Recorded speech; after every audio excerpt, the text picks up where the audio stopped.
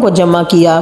کیونکہ آپ نے بچپن میں ہی تورات کو حفظ کر لیا تھا، لہٰذا اسے ان کے سامنے پڑھ کر تحریر کروایا۔ بعض اسرائیلی روایات میں ہے کہ جس وقت انہوں نے بنی اسرائیل کو جمع کیا تو سب کی موجودگی میں آسمان سے 2 چمکتے ہوئے شباب اترے اور حضرت عزیر علیہ السلام کے سینے میں سما گئے۔ تب حضرت عزیر علیہ السلام نے بنی اسرائیل کو آج سر نو تورات مرتب کر کے عطا فرمائی۔ جب وہ اس کام سے فارغ ہوئے تو بنی اسرائیل نے انتہائی مسرت کا اظہار کیا اور ان کے دلوں میں آپ کی قدر اور بڑھ گئی، لیکن پھر وقت کے ساتھ ساتھ یہ محبت اور عقیدت گمراہی میں بدل گئی، یہاں تک کہ بنی اسرائیل نے حضرت عزیر علیہ السلام کو اللہ کا بیٹا کہنا شروع کر دیا، جس کے بارے میں اللہ تبارک و تعالیٰ نے قرآن پاک میں ارشاد فرمایا،